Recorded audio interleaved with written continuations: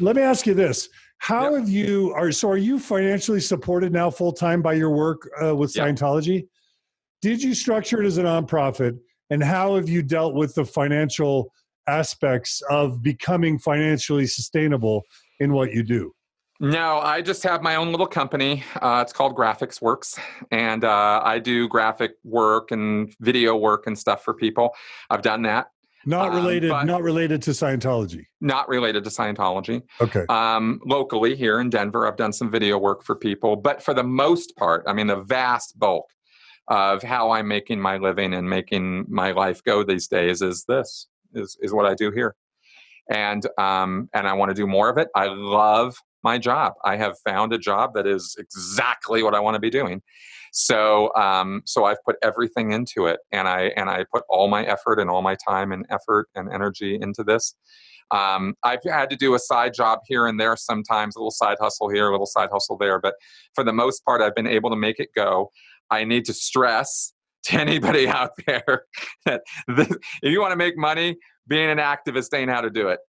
This is no get rich quick scheme. This has been, being on YouTube is a marathon, not a sprint. It has taken me years to build up my channel just to the little tiny thing that I have now. And I want to keep it going. And so far it's been going, and that's been wonderful for me. But it's, this is barely keeping a roof over my head. Oh, okay. So and you could just say, I can't talk about it. So I'm going to ask questions, but you tell me, where does your revenue come from? YouTube, ad revenue, Patreon.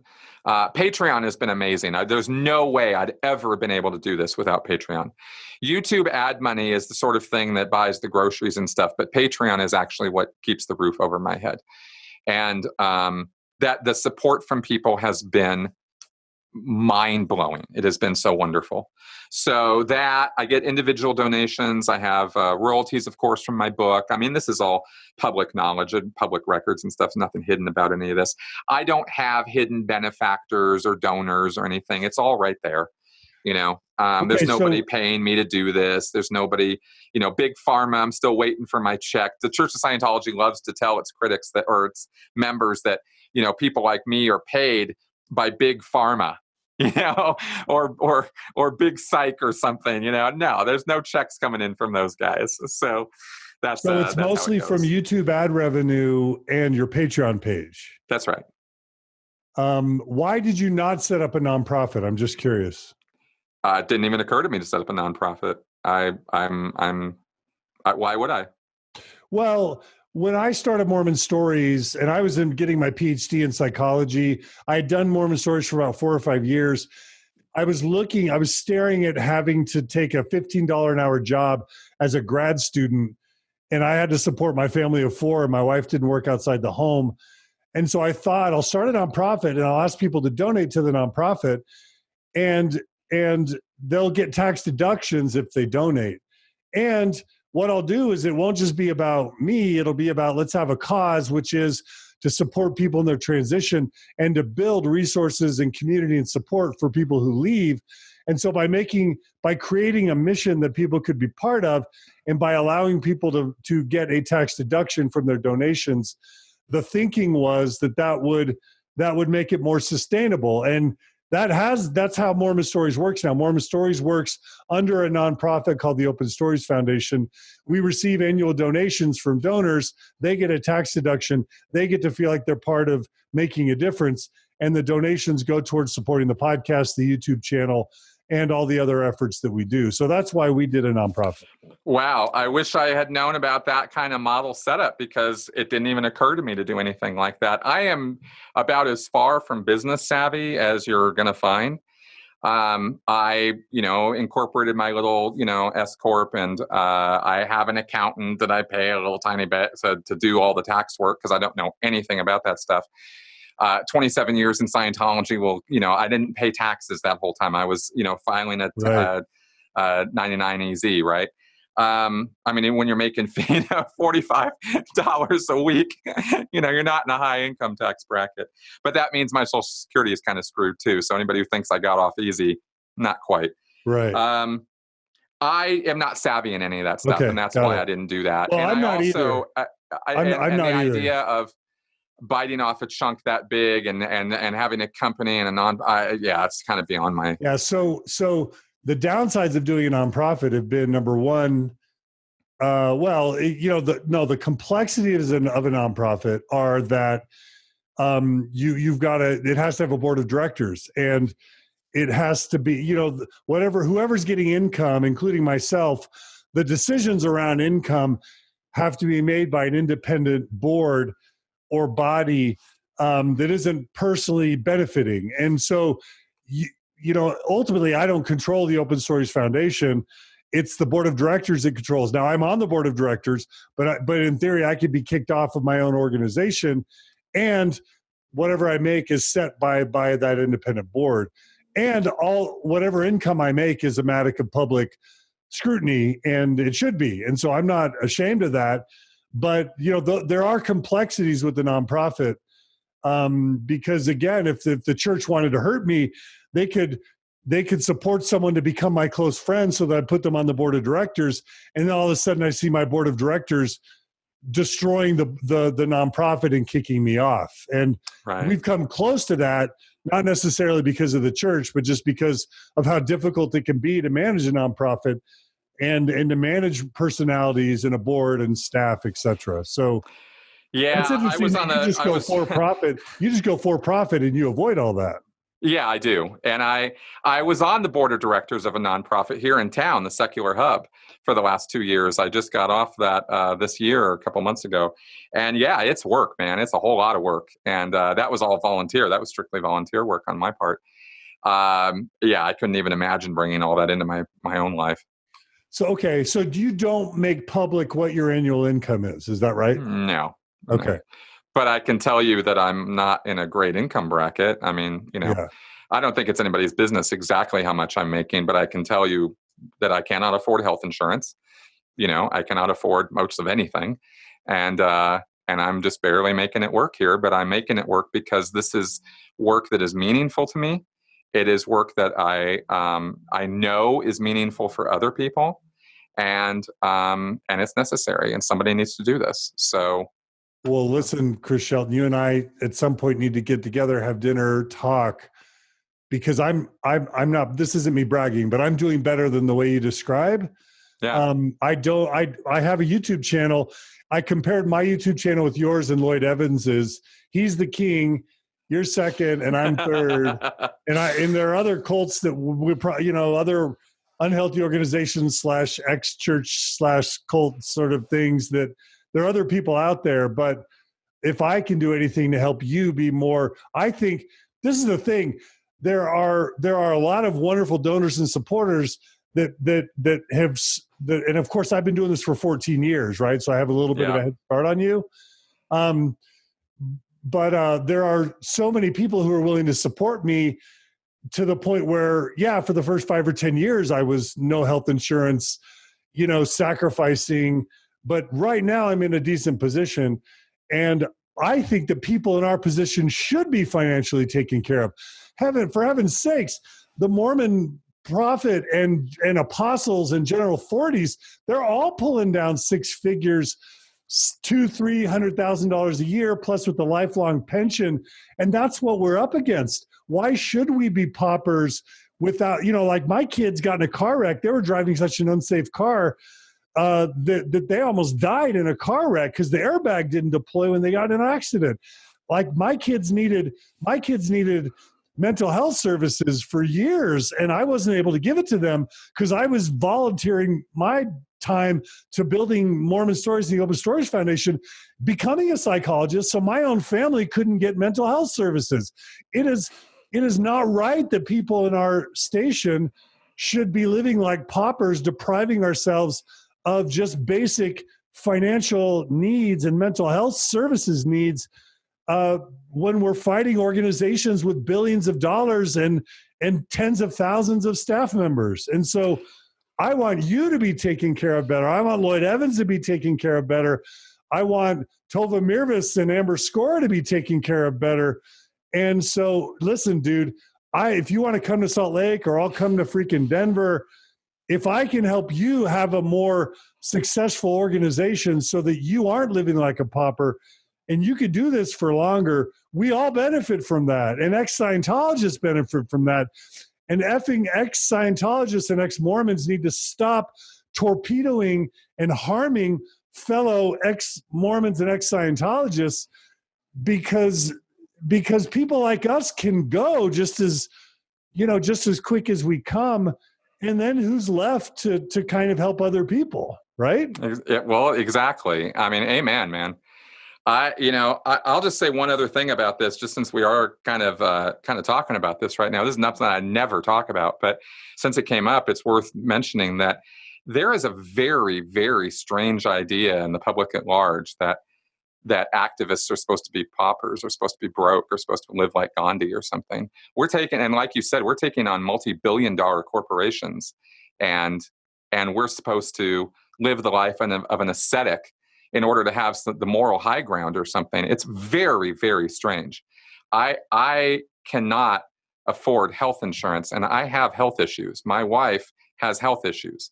So it's not a joke. I mean, this is the sort of thing that you're trying to get through life, and you're trying to do good work, and you're trying to help people. But not everybody, actually, I'm going to not talk in generalities here, okay? Some people carp at you because you say, I've got a Patreon account. Would you be willing to help me out? My content is free. It's always been free. But if you want to help me out, that would be great. How dare you? How dare you ask for money? I mean, really, I really don't get where these people get off. They think that this work is easy to do. They think it's no big deal to set up a studio, set up an account, set up cameras, set up lights, do all this work, write this stuff, produce it. YouTubers just have a nothing job. I mean, man, it can sometimes be very trying dealing with some of that. And don't also underestimate, and again, I'm venting now, but I'm glad we're connecting on this. Yeah. The emotional burden of trying to take on the harm of an organization that's harming so many people. And then you start hearing from all the people being harmed, and you're wearing all that in addition. And then you're basing your whole life and reputation down this road where you're making tens of thousands of enemies of people with power and influence, where it could really influence whether you're ever able to have a decent job again, now that your public persona is so out there in such a controversial way. You're carrying all of that. That's right. And it affects your relationship with your spouse, with your kids, if you have them. Dad, why are you, my friends don't like me. My friends don't want to be around me. I'm having a hard time in this or that way because you're a public figure, not to mention people noticing you. Like, there are all sorts of ways that this job is emotionally and psychologically sometimes excruciating and taxing. Very much so. Very much so. I said, that, when you get declared earlier, that it was like a monkey off my back, right? But,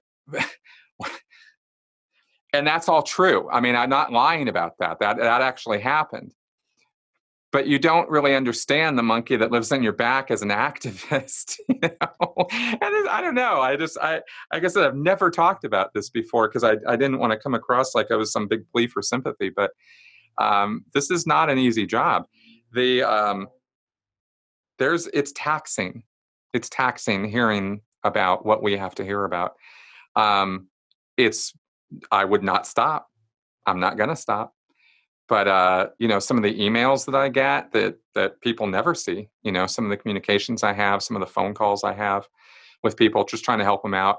I mean, that's kind of the other thing is, I'm not a professional. I'm not a licensed counselor. When people call me and ask for help, I can't charge them for that, or at least if I could, I guess. But, it's not like I've got, anyway, it's just, there's a lot of work that goes on in what we do that people don't see. Just put it that way. Like I said, I don't want to come across like it's poor me. This is the life I chose. But this is a lot more work than I think most people think. Yeah. And it's also beautiful work. And we do get positively recognized, and people are grateful. Yeah. And again, one of the things I hate about it is we're white, cis, heterosexual, straight males. And everybody's like, you're repeating the patriarchy, and Yeah. well, what am I supposed to do? Not help out because I just happen to be a white, straight, cis male? Like, I want other ex-Mormon activists or post-Mormon activists to be people of color, women, non-heterosexual, non-cisgender. Like, I want that. But do I need to go away to make room for that? Or is there a way for me to succeed and them succeed? Because in the end, it's not about any of that. It's just about how many people can be helped.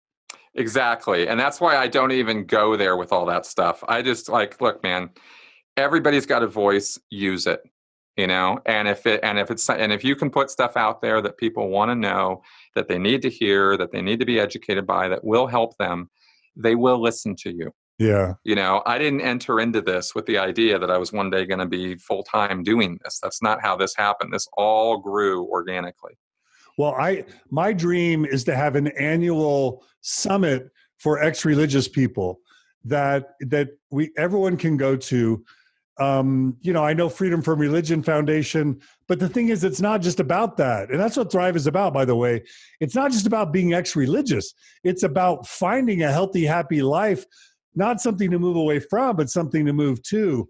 But wouldn't it be great if every year, me and you and Lloyd and Amber and Tova and Stephen Hassan and all the people involved in this stuff, we could get together to share ideas, to support each other, to share tips and tricks on how we've all been able to make a difference within our respective organizations and with our people, and where we can help all of our people find the best, most effective ways to heal and grow and thrive beyond the religious tradition that they're in or that they just left, right? Absolutely. Absolutely. The closest thing I've found to that in my own experience so far has been working I've spoken once and I've gone to one meeting of the International Cultic Studies Association. They're a group of people who are kind of working in that direction, but it's been interesting. I've been also, I have to say, one of the things. But just so I can say that, like the word cult is a turnoff. Like, oh no, I get that. No, I totally get that. It's a negative identity, and I'm sure that group does good things. I've subscribed to their email list, but I just think you're going to limit the ability you're able to reach people if you're using the word cults as part of your name or description or the things you do. And I'm not saying you're arguing that. I'm just giving my reaction to the problem with that organization being what I'm talking about. Totally. I totally get that. Get that. I'm just talking from my own experience. I'm more than happy to work with other folks too.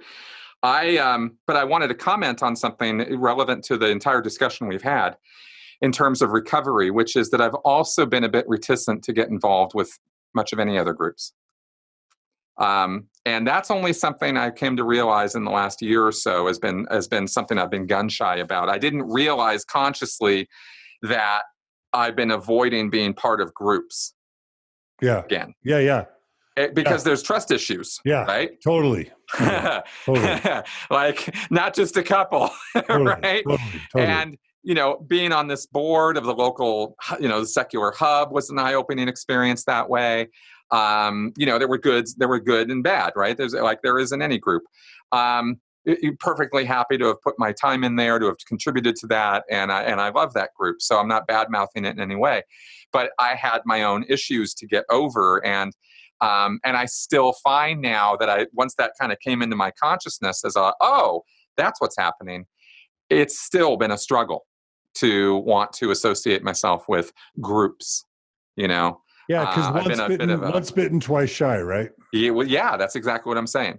Yeah. And that I think is also something that if it's happening with me, I can't be the only person, right, that happens with. So I think that might be one of the other hurdles we have to climb with people or get people over. For sure, because who wants to get out of one cult and then join some other personality cult where women are mistreated or children are abused or people are being fleeced financially, or you're just spending your time building up someone else's empire. Like nobody wants that, right? Exactly. And so that's been a struggle. Yeah. And yeah.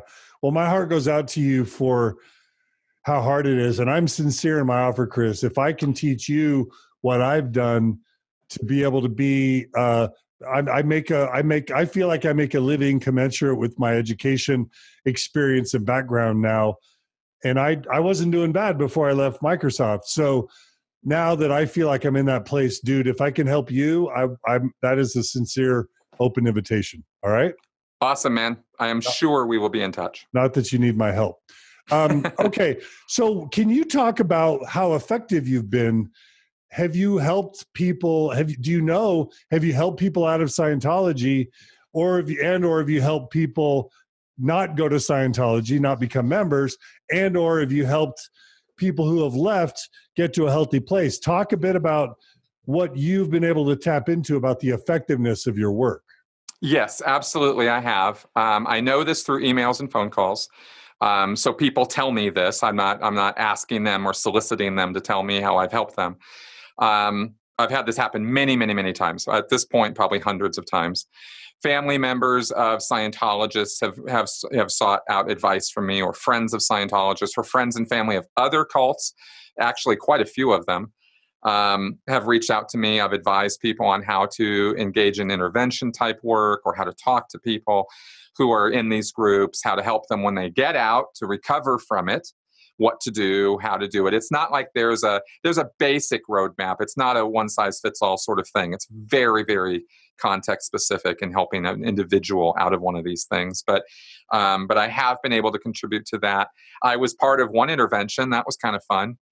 And interesting, very, very educational experience for me. The Mormons don't have interventions, so we don't even really know what that means. What does that mean? Oh, I'm talking about like a cult intervention where literally a family will reach out to a person to get them to help intercede on their behalf with a person who's in a destructive cult to basically help talk them out of it. And by talking them out of it, what it really means is listening a lot and giving them information that they need at their level, not giving them the information you want to give them, but giving them, finding out where they're at, what their belief is based on, and kind of deconstructing or breaking it down with the truth.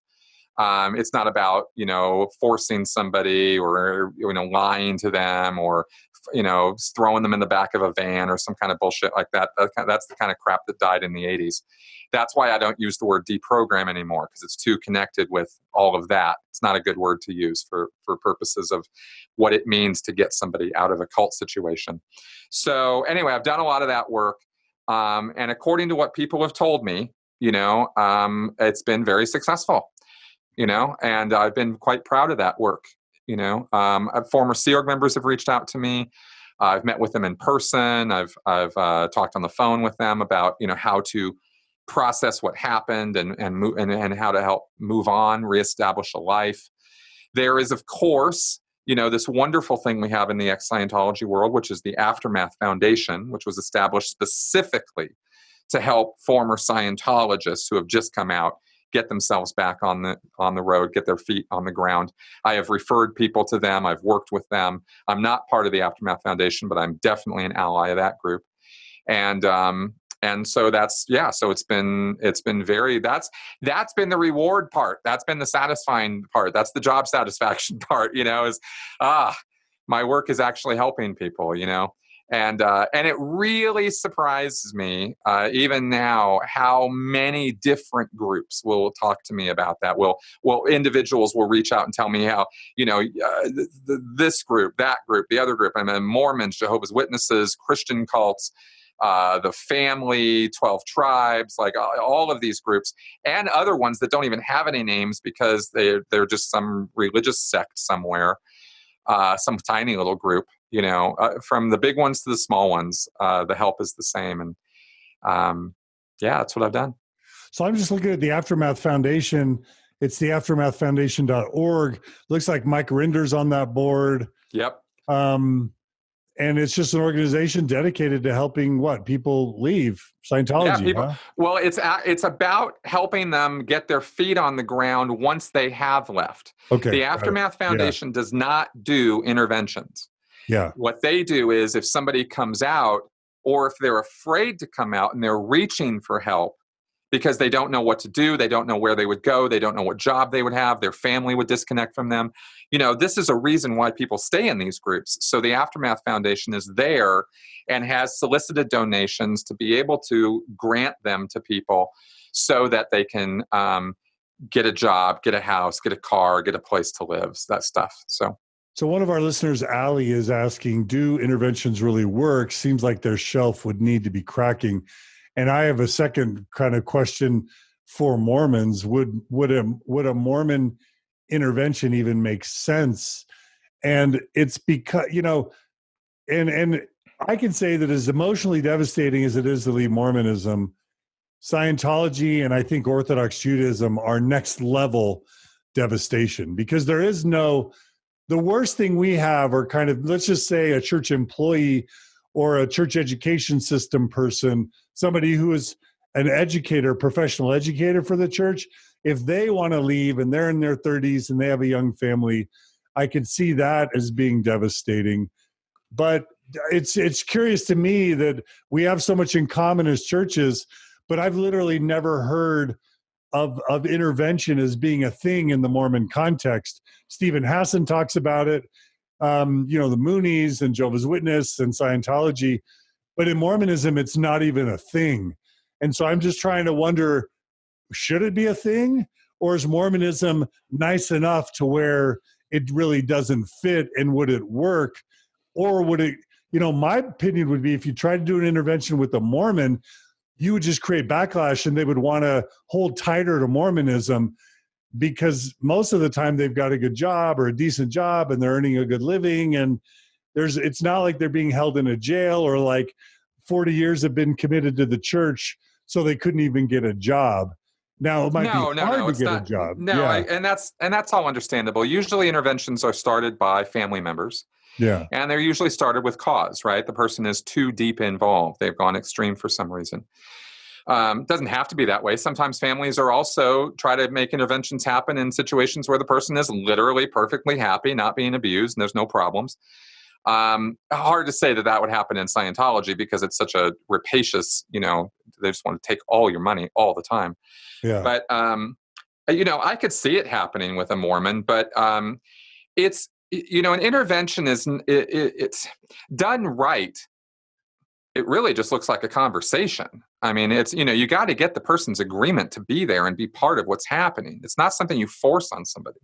And that's part of the methodology of doing it, is you got to, there's a little bit of deception involved, usually at the beginning, in terms of getting them to agree to have a conversation. Because they don't, because you're going to present them with information that at the beginning they don't want to hear.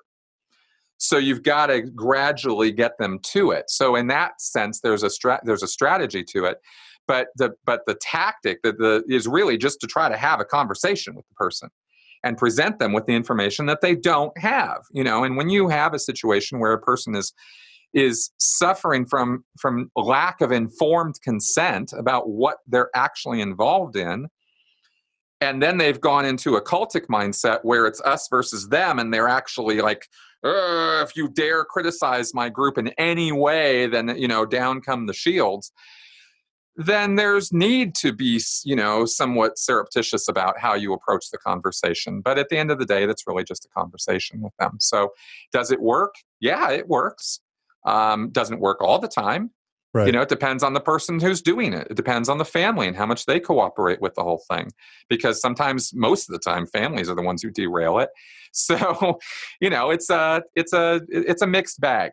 But yes, they do work.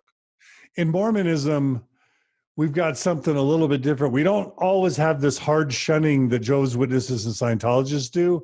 Now, we do have excommunication, but that's more and more rare. What we have is more of this soft situation where either you're too afraid to tell your parents and siblings or church leaders, and so you just quietly disappear, or you go into yourself and you're just miserable and sad and depressed and dejected, or you just disappear and hide who you are, or you try and talk to your parents or siblings, and normally they just sort of become petrified about you and scared about you. They don't necessarily kick you out of the family, although that does happen, but it's more they'll take you out of the text string. They won't invite you to the same parties. They'll talk about you behind your back. They won't let their kids be alone with you. And you're still in the family. You're just kind of like that dangerous child or sibling or cousin that you want to keep your distance from socially and emotionally. And you just never want to ever talk to about religious stuff. And so that just is cut off. That's more, it's kind of more, Ivana just called it passive aggressive shunning. And that's what Mormonism is like.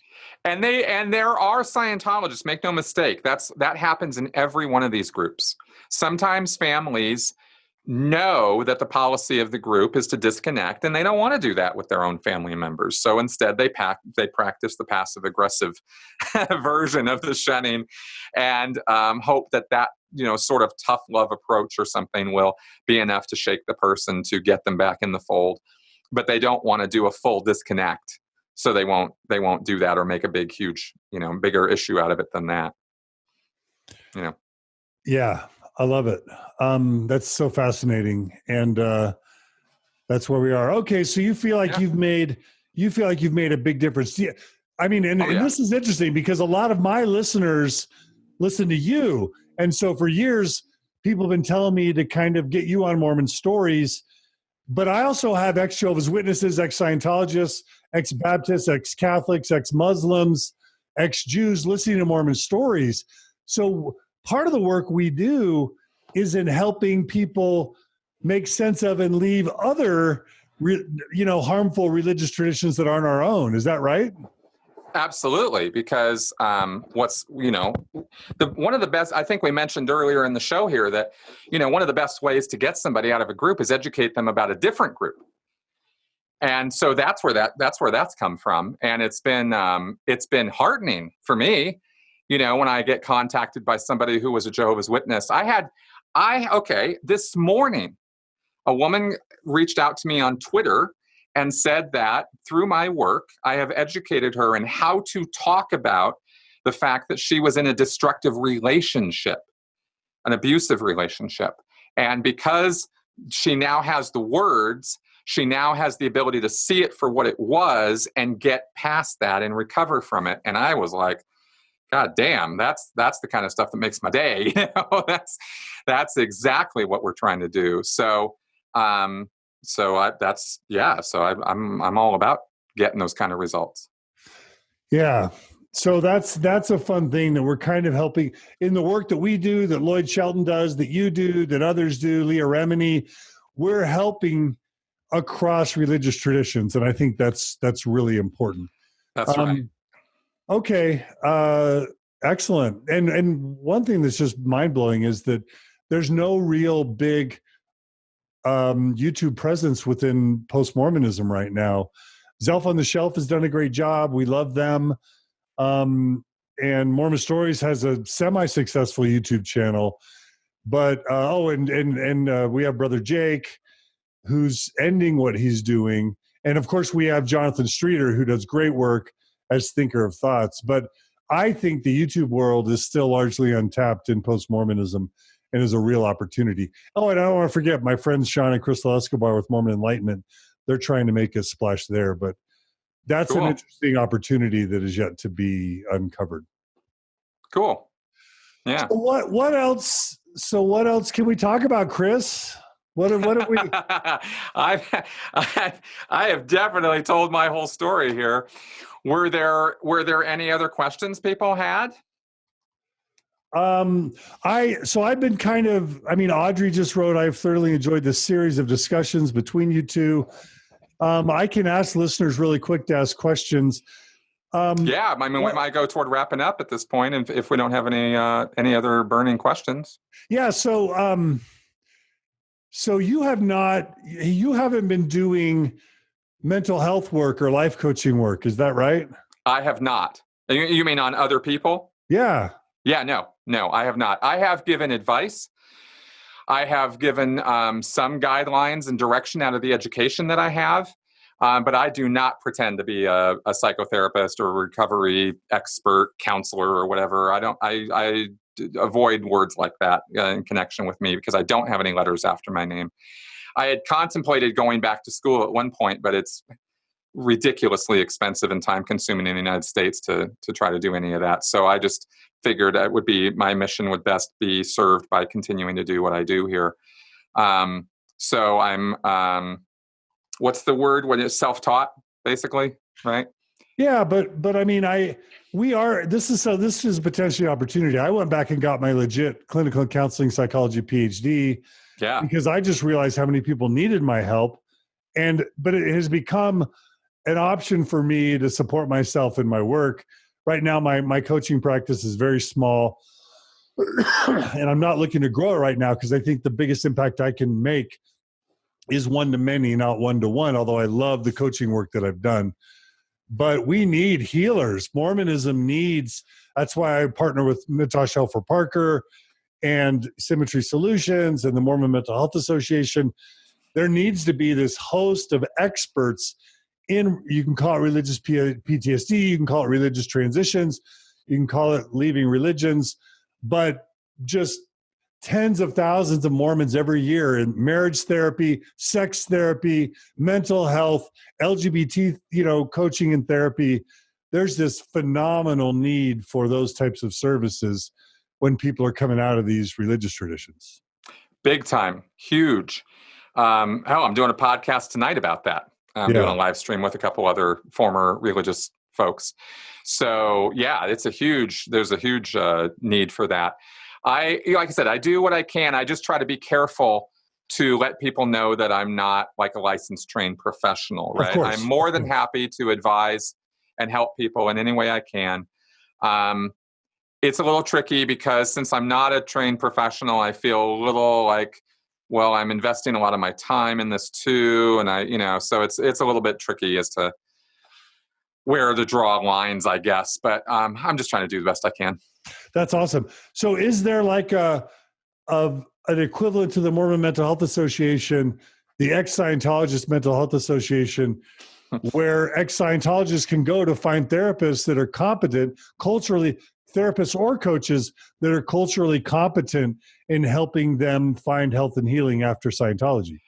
Well, that has been the toughest challenge, actually. One of the biggest, hugest challenges for us, because psychologists in general do not understand destructive cults and do not understand undue influence or coercive persuasion the way that they really need to in order to counsel people coming out of situations where they've experienced that to a level way beyond what your run-of-the-mill regular person is going to encounter in their day-to-day life. This is being worked on very, very actively by a few key psychologists and cult recovery specialists who are psychologists or who are sociologists and can put the professional papers out there and do the talks and the briefings and stuff to when the psychiatrists and psychologists get together. There's a lot of work to do on this, though. But this is where ICSA comes in as a useful component because at least they have resources listed on their site about people, cult psychologists or therapists who do know what they're talking about when it comes to cults. And so there are some resources out there. There's Rachel Bernstein out in LA. There's Alexandra Stein out in UK. I think she's still practicing. There's Steve Hassan. There's people around who do understand how this works. And then is there some sort of annual ex-Scientologist convention or meetup or, are there Facebook groups? How do ex-Scientologists get to know each other, connect with each other, and support each other? Mainly through Facebook groups, online activity. We have had meetups in person. I went out to Philadelphia last year and met up with a bunch of former second-gen Scientologists. We're a little sort of clique of people who get together. So the groups sort of form up organically. There's various Facebook groups for this. Of course, sometimes We're on other social media platforms, but I think Facebook is where I've tended to congregate. And there is that ex-Scientology message board. There's just ways people find one another online through this. There's not any one single best place to go. I guess if I were looking to land anywhere, I would look on one of the Leah Remini support pages at this point, because those are the largest groups of people who are going to understand the Scientology experience. And there's mostly non-Scientologists on those groups, but at least they understand the experience because they are supporters of Leah's show. Well, what we did, we created this site called Mormon Spectrum. What we did is we created I did this with a colleague in 2011. We created 100 Facebook groups. It's like Houston Mormon Stories, Salt Lake Mormon Stories, Logan Mormon Stories, London Mormon Stories. Then we created and we encouraged everyone to find a local Facebook group in their area or a meetup group of progressive and post-Mormons. And then we put together on a website called Mormon Spectrum this global map where we registered each Facebook group with a geographic location.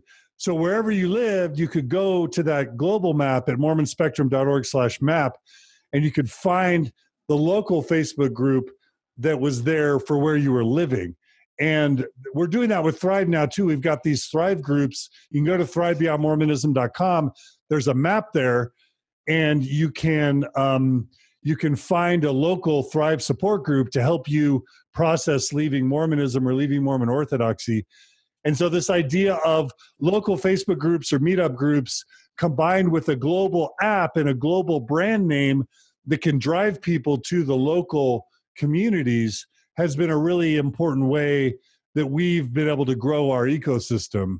And it sounds like great. Scientology hasn't done that yet. No, we haven't done anything like that. We do not have, we don't have anything like that.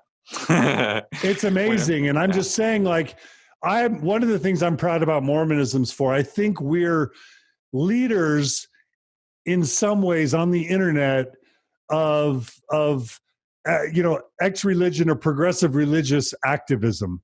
And I just really want every secret that we've learned as ex-Mormons, progressive Mormons, post-Mormons to be shared with Scientologists, Jehovah's Witnesses, Jews, Orthodox Jews, Muslims, Baptists, evangelicals, because there's a way to be super effective that really makes a huge difference. And the church, one of the things that's been so meaningful to me is to see just in the past year or 5 how much our church, Mormonism, has changed from being a barbaric cult-like organization to being more open with its information, more tolerant of LGBT people, more affirming of women, more honest about its history and its past, more compassionate and tolerant towards thinkers and doubters and scientifically, skeptically minded folks.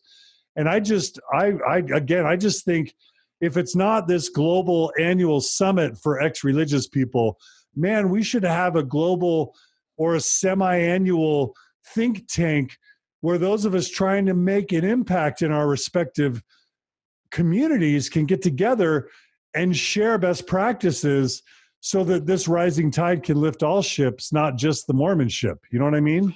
Absolutely. I don't disagree with you at all. And so would you attend if I did a global summit for prominent activists in ex-religious organizations? Would you attend?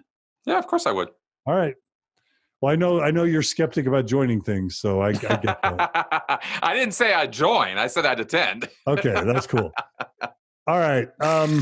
Let's see. Other things that people are asking. Someone's asking if you've ever met, Tom Cruise or John Travolta or any of the famous ex-Scientologists. Yes, I have. I met John Travolta a couple times. I met his wife, Kelly, when they were first meeting, actually, before they got married out in Santa Barbara. I never managed to meet Tom Cruise. I was within 100 feet of the guy a couple times. Oh, so you've been in the same room with him. What? You've been in the same room with him. No, I wasn't in the same room. I was outside the room. Oh, got it. But I knew that he was there, right? Got it. Okay. And he gave a couple speeches a couple times, and I just was in the wrong place at the wrong time. Yeah. I've met other Scientology celebrities. Some of the names you'd recognize, some you wouldn't. They're just people, at the end of the day. Interesting. Yeah. Tom Cruise is a complete narcissistic dick, though. I mean, to be super, super, super clear, Tom Cruise is all about Tom Cruise, and he really doesn't care about anybody else. And he puts on probably, his acting skills actually are utilized more off screen than they are on screen. Wow. Yeah, he is not a good person. John Travolta is a genuinely nice person. I've met him. He had no reason to be nice to me, and he was totally nice. He's sincere. He truly believes in Scientology. So does Tom Cruise. But I believe John Travolta is still in because of his wife. Tom Cruise is a fanatic. He's never going to leave Scientology. Okay. And I'd be more than happy, by the way, to be proven wrong about that. Okay. I'm not on some I have to be right about that. If Tom Cruise left Scientology tomorrow, I'd be at the front of the line saying, good for you. But I don't see that ever happening. Got it. Yeah. What is the state of Scientology now? Like when you watch the end of Going Clear, you get the sense that buildings are more and more empty, membership is dwindling, but financial assets are growing. In the Mormon Church, you get that same sense that the growth is tapering off. We're becoming flat. We're losing people in the United States in droves. And that in a very, very, very soon, the church is actually going to be declining in real membership, with the only asterisks with the exception of however many third world people in Africa and Latin America they can get to join. But in, Europe and developed Asia and in the United States and Canada, the church is in a free fall, and it's hemorrhaging. And so it's scrambling to make changes. What's the modern state of Scientology by your best estimation? Similar, actually, in terms of the real estate valuation versus the membership, right? Membership decreasing, real estate valuation growing alarmingly. They literally just bought out half of downtown Clearwater, for example. But yeah, the membership is dwindling. Scientology is primarily an American religion, and it is trying to survive by getting members in from Taiwan and Russia and other countries, other third world countries. So that's a problem for them. But they don't have any shortage of money. And David Miscavige doesn't particularly care about getting new members in so long as he can maintain his lifestyle and keep the money coming in. And there are enough Scientology whales to make that happen. So, so it's shrinking. It's, we're talking about 30,000 people worldwide. That's how many Scientologists there are, roughly. Somewhere between 20 and 40,000 people. So I'll put it at 30. There's about 10,000 at most at this point. These numbers were actually accurate like 7 or 8 years ago. I believe they are less now, but I still use them as a because I'm being conservative. It's about 30,000 Scientologists around the world. There's about 10,000 of them who work in the Sea Org or as staff members at the local churches. So that gives you about 20,000 public Scientologists. So this is not a big group. It's never been a big group, and the membership is shrinking. Right. Yeah. Okay. But you just said they bought. This is huge. The parallels are just continue to shock me. You just said they bought out a huge portion of Clearwater. The Mormon Church is buying up huge parts of Salt Lake City, but also they're massively investing in commercial malls. They built like a $2 billion mall. They're investing in high-rise, residential living sort of things, big subdivision developments, and they're becoming really a huge corporation that's main job is to protect and enhance its financial assets. So is Scientology becoming more and more like a real estate wealth management corporation? That's exactly what it's doing. And one of the things behind, I think, both of these moves is the decreasing membership. The people at the church leadership know more than any of us what their census figures are. Scientology keeps, decent enough records that they're going to know where they're at in terms of membership numbers. And I believe that that part of the motivation for this, both with Mormons and with Scientology, are to centralize bases that will never, ever close down, that are unassailable. Right? When you own Clearwater, Florida, which Scientology is well on its way to doing right now, and you stack the board, the city. They're trying to get. They've got the development, I think it's the development board is almost all Scientologists, and the city council, I'm really surprised that there are not any Scientologists there. I'm sure in the future there will be. And the effort has been to just own the place, and they will do that because that's a preservation move for them. And in addition to it's got, there's other nefarious reasons to do that kind of thing. But the main reason is a survival move, because if you own that whole town and you own all that real estate property, like that retail property, which Scientology now owns, they're the landlords on that. So they can bring in, businesses, and they're just making pure profit off the existence of those companies or businesses that are operating there. And when they own enough territory that can be its own income stream for the church, that replaces the donations that they're losing from their dwindling membership. So I think that's part of the reason for that. And I think that's part of the reason for it with the Mormons too. Mormons don't just own a little town of Clearwater or a bunch of property in LA. They got a whole state to play with. Well, we have an entire state, but we own 2% of the land in Florida? I did not know that. 2%. The Mormon Church owns 2% of Florida. Damn, man. See, these guys are farther along on these agendas than I think most of us realize. I did not know that they own that much. The thing with Clearwater just came out this week. This was a bombshell report. This was investigative journalism that brought this out. This wasn't the Church of Scientology being at all transparent about what they're doing. So we can only wonder what other properties Scientology owns that nobody has a clue about. We know that there's a good chunk of the Los Angeles area that is owned by Scientology. So who knows what other properties they're buying in other places around the world. Yeah.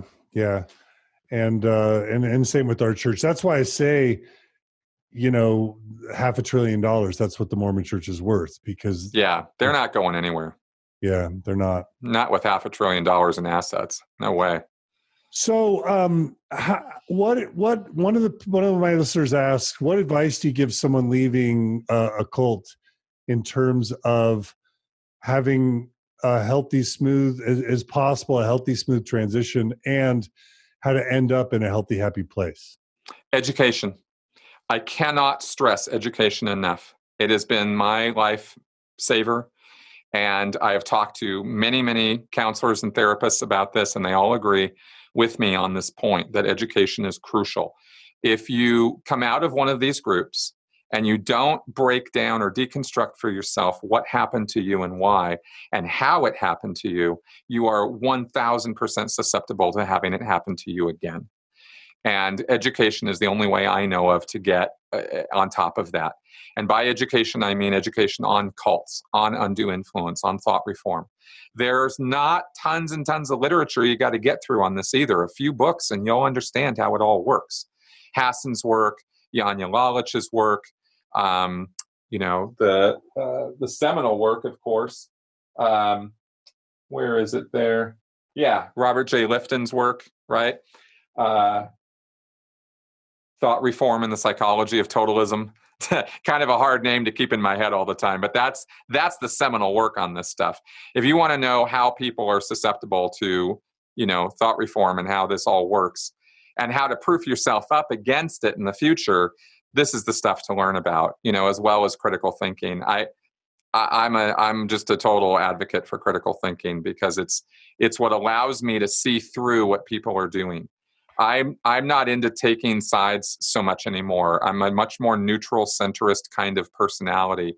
And maybe too much so in some ways, but I'll take the devil's advocate position against almost any position these days. And I'll rather do that and have a friendly argument or discussion on issues than to just meekly, submit to what somebody else tells me is how the world works or what I should think, and I think that's a good place to be. I think having a skeptical attitude is having a healthy attitude. I've come to learn that our brains are not as logical and reasonable as we would like to think they are. We are very susceptible to nonsense. And it takes what I call active thinking to be able to deal with receiving information and being able to discern whether you're receiving propaganda or factual information. You can't just tell because of this, just because you can look at it and tell. It doesn't work that way. So educating yourself about that stuff is really, really helpful.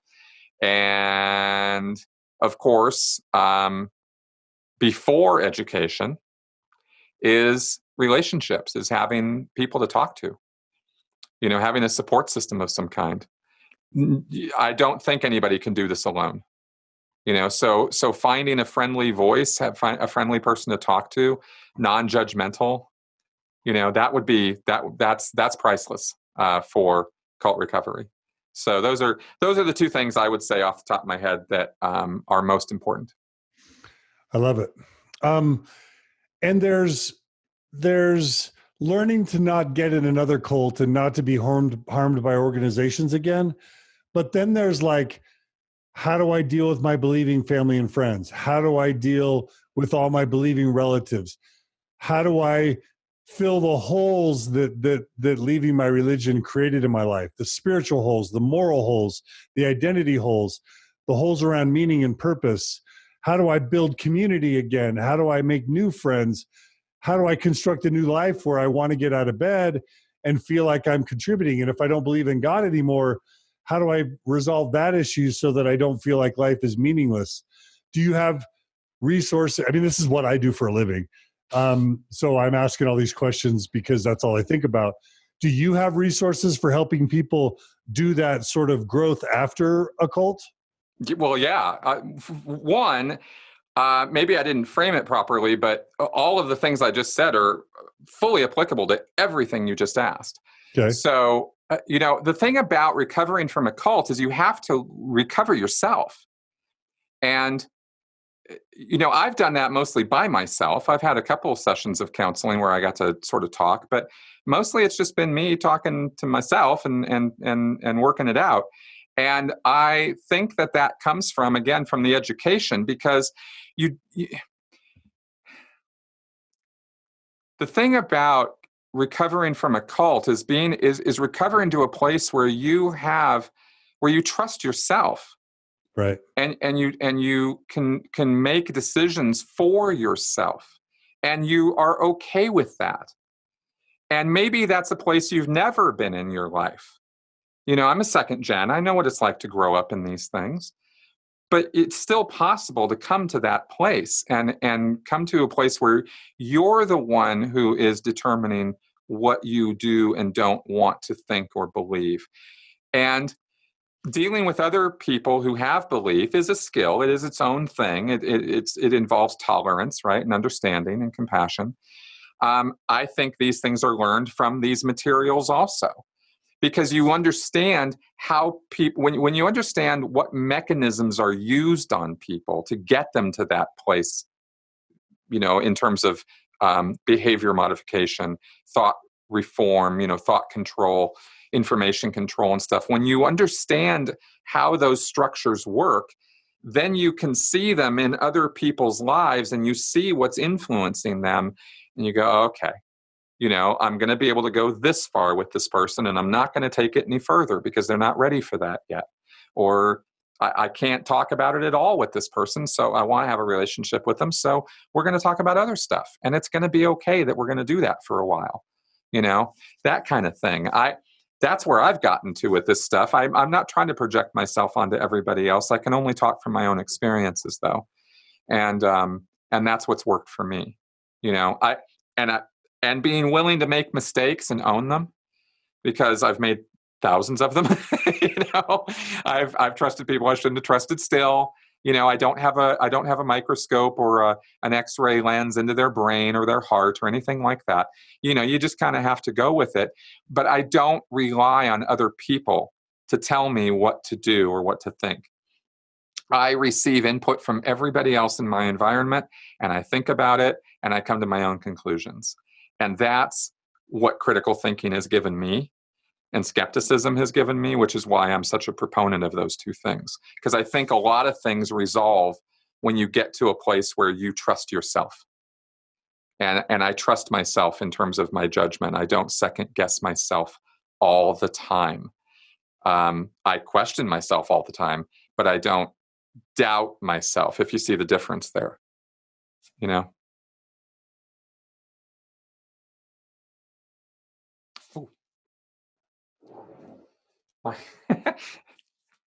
I can't hear you. These died. Let's see if I can. No, I muted myself when I coughed. I'm sorry. That was me. Can you hear me now, Chris?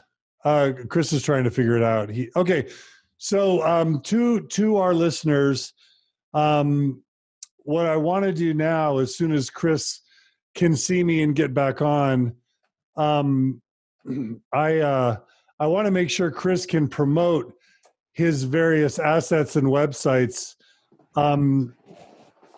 Put your earphones back on. Put your earphones back on. Oh. I want to make sure that we can promote Chris's good work again. So definitely his YouTube channel is called Chris Shelton. That's an important way to get a hold of him. Also, his website, I'm pretty sure, is MN Critical Thinker. So let me pull that up. mncriticalthinking.com. That's another way to support Chris Shelton. And then, of course, Chris Shelton has a Patreon page that is also an important way to support him, patreon.com/Chris Shelton. So those are all ways that you can support Chris. Chris also has a book. The book is called Scientology A to Xenu. That's a way to support Chris. And I just want to make a specific appeal to my listeners in that, in Mormonism, we were trained to give 10% of our income to a church for eternity. And we were totally willing to do that. But then when we leave, put your headset back on. I muted myself for a sec. So we were conditioned by the Mormon Church to give 10% of our income in perpetuity forever. But at the same time, once we leave the church, even though we've really benefited from leaving the church and from those people who have helped us out, we sometimes, and there are a lot of people who are being supportive of me, but we sometimes just totally don't think about what we might need to do to pay it forward and how critical these resources are. So, Chris, I muted myself for a second. I misunderstood what was happening because I didn't hear anything. So what I've been doing is plugging you and trying to tell people. I told them about your Patreon page. I told them about your book. I told them about your website. Awesome. Thank you. And your Patreon page. But I'm basically making an appeal for listeners to support you and me and Lloyd Evans and anyone. Like, if you don't want to give 10%, give 5%, give 1%, but pay forward. Realize that these resources don't come cheap. Someone like Chris is literally not taking health insurance. Sometimes these activists are on food stamps. So give to these organizations, give to Mormon Stories, give to Chris Shelton, give to Lloyd Evans, give to all the people that need the support to be able to carry on this work. So now that I've thank you, Chris, can you let people know, any of your reactions to what I just said, basically. No, thank you very much. I was just sitting here screwing around with headphones for a second. So thank you for plugging all of that. It's very true. And the work doesn't come free. I'm not really sure what else to say at this point. We've covered so much territory. This has been one of the most amazing online interview experiences I've ever had. I thank you for everything you're doing here and for giving me this platform and opportunity. So did we go 4.5 hours today? Yes, we did. We have been on for a long time. You've officially broken the record for one interview series with an individual that was held by Roger Hendricks, where we went 10.5 hours. But I am absolutely going to have listeners who listen every hour of my interview with you, and I'm going to make this offer right now. If any of my listeners who listen every hour of my interview with Chris Shelton, number one, I'm going to ask you to donate $10 a month or more to Chris Shelton, at least for a year, to help him get by. But also what I'll do is I'll say this, that Chris Shelton, we need to bring you to Salt Lake City, and then we need to have a special private screening where we have dinner and a get together. And anyone who's listened every hour of my interview with Chris Shelton, you get first dibs on my evening dinner with Chris Shelton when we bring you here to Salt Lake City. How does that sound? That sounds awesome. I would love to do that. All right, man. Well, Chris Shelton, we appreciate you. You take care and keep up the great work. And please take me up on my offer to help you make more money, because I want to help you make more money. We will definitely be in touch. Thank you, John. All right, Chris. And all my listeners, thanks for your support. If you don't donate or support Mormon Stories, donations are tax deductible. We're transparent in our finances, and all your donations go to keeping this podcast alive and towards promoting good people like Chris and all the other people we promoted. So please also support us. Go to mormonstories.org, click on the donate button, $10 a month, $50 a month, $100 a month, whatever you can afford. We promise that we'll take that money and just continue to help awaken people who are within Mormonism to what the truth of Mormonism is. For those who need to leave, we're going to help save marriages. We're going to help save lives. We're going to help continue providing tools to help people find health and happiness within or without Mormonism. And then, of course, we're with the Gift of the Mormon Faith Crisis with Thrive, which is a for-profit, but we're in partnership and collaboration with Thrive. We're going to do all that we can to help people build happy and healthy lives afterwards. And again, if you're still listening and you want to come to Thrive Beyond Mormonism Conference, November 17th, please register. Go to thrivebeyondmormonism.com. It's $15. Even though we're calling, I said it's for-profit. Thrive is a loser event financially. You're going to lose thousands of dollars putting on Thrive. But because we priced it at $15 a person, we're doing it in the Salt Palace. It's going to cost $20,000 to put on Thrive at a minimum. And it all depends on how much we market it between now and then. Please come to Thrive. Please meet other post-Mormons. Please come hear some of the best speakers we can muster about how to build a healthy, happy life after Mormonism. And please consider starting a Thrive support group in your area where you can hold a little 10-person, 15-person support group for progressive and post-Mormons in your area. All that you can do at thrivebeyondmormonism.com. We have a marketing arrangement with thrivebeyondmormonism.com. They pay Mormon Stories and the Open Stories Foundation a marketing fee, and then we help promote what they're doing.